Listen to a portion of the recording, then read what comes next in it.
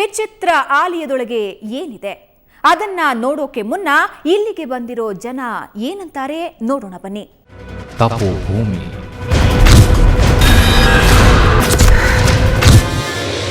ಈ ಗುಹಾಲಯಕ್ಕೆ ಇಲ್ಲಿವರು ಇಟ್ಟಿರುವ ಹೆಸರು ತಪೋಭೂಮಿ. ಅಷ್ಟೇ ಅಲ್ಲ, ಈ ಹೆಸರಿನ ಮುಂದೆ 8 ಎಂಬ ಇಂಗ್ಲಿಷ್ ಪದವನ್ನ ಕೆತ್ತಲಾಗಿದೆ.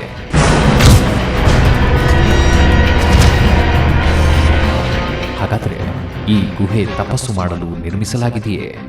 ಅದೆಲ್ಲೋ ಹಿಮಾಲಯದ ತಪ್ಪಲಲ್ಲಿ, ಇನ್ನೆಲ್ಲೋ ಕಾಡಿನ ನಡುವೆ ಜಪ ಮಾಡುವ ಬದಲಿಗೆ ಸಿಡಿಯ ಮಧ್ಯೆಯೂ ತಪಸ್ಸು ಮಾಡಲು ಸಿದ್ಧಗೊಂಡ ತಾಣವೇ ಎಂಬ ಪ್ರಶ್ನೆಯೂ ಕಾಡುತ್ತೆ.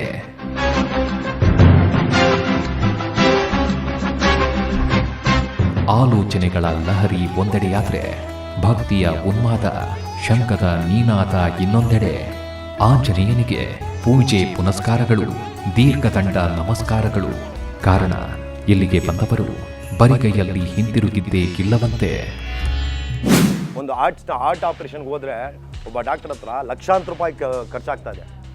ಅದೇ ಇಲ್ಲಿ 5 ರಿಂದ 21 ದಿನದಲ್ಲಿ ಆ ಹಾರ್ಟ್ ಪೇಷಂಟ್ ಏನಿದ್ರೆ ಅವನು ಸಂಪೂರ್ಣವಾಗಿ ಗುಣಮುಖನಾಗ್ತಾನೆ. ಇದಕ್ಕೆ ಚಾಲೆಂಜ್ ಮಾಡ್ತೀನಿ ನಾನು.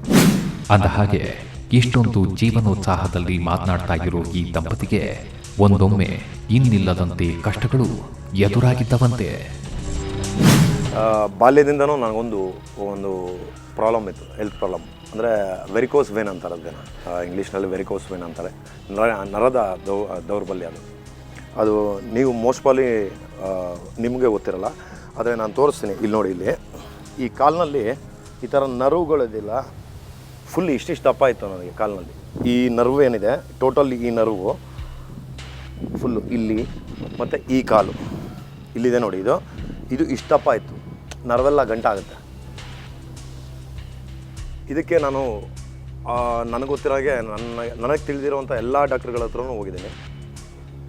ಅವ್ರುಗಳ ಹತ್ರ ಇದ್ರ ಬಗ್ಗೆ ಕೇಳಿದ್ದೀನಿ. ಬಟ್ ಅವ್ರು ಏನು ಹೇಳ್ತಿದ್ರು ಅಂದರೆ, ನರನ ಕಟ್ ಮಾಡಬೇಕು, ಕಟ್ ಮಾಡಿ ಮತ್ತೆ ರೀಜಾಯಿನ್ ಮಾಡಬೇಕು. ಅದನ್ನು ಸುತ್ತಕೊಂಡಿರುವಂಥ ನರವನ್ನು ಕಟ್ ಮಾಡಿ ಮತ್ತೆ ರೀಜಾಯಿನ್ ಮಾಡಬೇಕು. ಫೈಟರ್ಗೆ ಕಾಲು ಮುಖ್ಯ.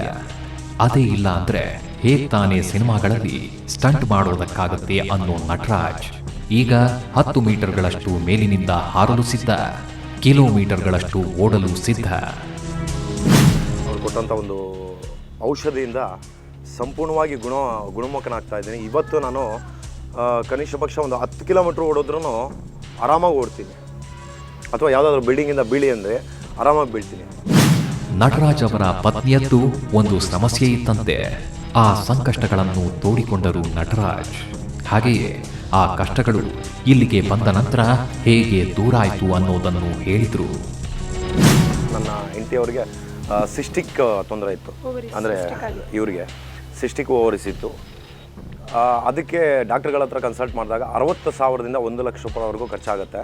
ಖರ್ಚಾಗಿ ಆಪರೇಷನ್ ಲೇಸರ್ ಟ್ರೀಟ್ಮೆಂಟ್ ಆದರೆ ಮಕ್ಕಳಾದರೂ ಆಗ್ಬೋದು, ಆಗದೇನೂ ಇರ್ಬೋದು. ಈ ಥರ ಗ್ಯಾರಂಟಿನೇ ಕೊಡದೇ ಇರೋಂಥ ಡಾಕ್ಟ್ರುಗಳು ಇಲ್ಲಿ ಬಂದ ಮೇಲೆ ಈಗಾಗಲೇ ಒಂದು ಮಗು ಆಯಿತು, ಮತ್ತಿನ್ನೊಂದು ಮಗುನೂ ಆಯಿತು. ಅಂದರೆ ಒಟ್ಟು 3 ಹೆಣ್ಣು ಮಕ್ಕಳ ತಂದೆ ನಾನು.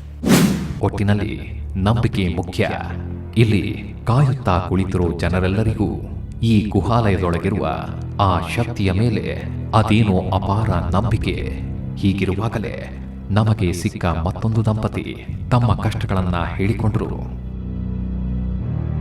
Hormones imbalance, migraine problem. Migraine ಅಂದರೆ ನನಗೆ ಅದು ಒಂದ್ಸರಿ ಸೂಸೈಡ್ ಅಟೆಂಪ್ಟು ಮಾಡಿದ್ದೆ ನಾನು. ಅಷ್ಟು ಸಿವಿಯರಾಗಿ ಬರೋದು, ಅದು ತಡ್ಕೊಳ್ಳದೇ ಇರೋಷ್ಟು ಹೇಳ್ಕೊಳಕ್ಕಾಗಲ್ಲ. ನೋವನ್ನ ಯಾರು ಪಡ್ತಾರೋ ಅವ್ರು ಮಾತ್ರ ಅದನ್ನ ತಿಳ್ಕೊಳಕ್ಕಾಗಲ್ಲ. ಅಂಥದಕ್ಕೆ ನನಗೆ ಇಲ್ಲಿ ಬಂದ ಮೇಲೆ ಇದುವರೆಗೂ ಮೈಗ್ರೇನ್ ಒಂದ್ಸರಿ ರೋಟೀನ್ ಆಗಿಲ್ಲ. ನಾನು ದಿನ ಆದರೆ ಒಂದು ದಿನಕ್ಕೆ ಸುಮಾರು 150 ರೂಪಾಯಿಂದ 200 ರೂಪಾಯಿ ಮಾತ್ರ ನುಂಗ್ತಾಯಿದ್ದೆ. ಅಂಥವಳು ಇವಾಗ ನಾನು ಇಲ್ಲಿಗೆ ಬಂದು ಮಹಾಭಾಗ್ಯ ಯಾರು ಏನು ಪಡ್ಕೊಂಡಿದ್ದಾರೋ ಗೊತ್ತಿಲ್ಲ. ನಾನು ಪಡ್ಕೊಂಡಿರೋದು ಆರೋಗ್ಯನ ಮಹಾಭಾಗ್ಯ ನಾನು ಇಲ್ಲಿ ಪಡ್ಕೊಂಡಿದ್ದೀನಿ. ಹೀಗೆ ಅನಾರೋಗ್ಯದ ಗೂಡಾಗಿದ್ದ ಈ ಮಹಿಳೆಗೆ ಇಲ್ಲಿ ಸಿಕ್ಕಿದೆಯಂತೆ ಆರೋಗ್ಯ ಭಾಗ್ಯ. ನಾವು ಫೈಟ್ ಮಾಡೋಕ್ಕೆ ನಾವು ಬಂದಿದ್ದೀವಿ. ಯಾಕಂದರೆ ನಂತರ ಎಷ್ಟೋ ಜನ ಇವಾಗ ನಾನು ಹೇಳಿದೆ, ಲೇಡೀಸ್ಗೆ ಎಷ್ಟೊಂದು ಪ್ರಾಬ್ಲಮ್ಸ್ ಇದೆ. ಅಂಥ ಎಷ್ಟೋ ಪ್ರಾಬ್ಲಮ್ಸು ಇವ್ರು 21 ದಿನಕ್ಕೆ ನಿಮಗೆ ಯಾರನ್ನ ಇವಾಗ ನಮಗೆ ಹೇಳಿ ಕೂಡಿಸಿದ್ದಾರೆ ಅಂತಲ್ಲ, ನೀವು ಕರ್ಕೊಂಡು ಬನ್ನಿ, ಗೌರ್ಮೆಂಟಿಂದ ಕಳಿಸಿ, ಯಾರನ್ನ ಬೇಕಾದ್ರೂ ಪೇಷಂಟ್ನ ಕಳಿಸಿ, ಬಿಫೋರ್ ರಿಪೋರ್ಟ್ ತೊಗೊಂಡು ಬನ್ನಿ, ಇವ್ರ ಹತ್ರ ತಗೊಳ್ಳಿ, ನಾವು ಗ್ಯಾರಂಟಿ ಅದಕ್ಕೆ. ಅದೇನು ಆತ್ಮವಿಶ್ವಾಸ, ಅದೇನು ನಂಬಿಕೆ. ಅಬ್ಬಾ, ಈ ಮಹಿಳೆಗೆ ನಾನಾ ವೈದ್ಯರು ಅನೇಕ ರೀತಿಗಳಲ್ಲಿ ಪರೀಕ್ಷಿಸಿದುಂಟು. ಕೊನೆಯ ಹಂತದಲ್ಲಿರುವ ನಿಮ್ಮ ಸಮಸ್ಯೆಗೆ ದೇವರೇ ದಿಕ್ಕು ಎಂದು ಆಕಾಶ ತೋರಿಸಿದವರು ಉಂಟು. ಆದರೆ ಈಗ ಆಕೆ ಅದನ್ನೆಲ್ಲ ಹಿಂದಿಕ್ಕಿ ಹೊಸ ಜೀವನ ಕಂಡುಕೊಂಡಿದ್ದಾಳೆ, ಅಥವಾ ಹಾಗಂತ ಅಂದುಕೊಂಡಿದ್ದಾರೆ.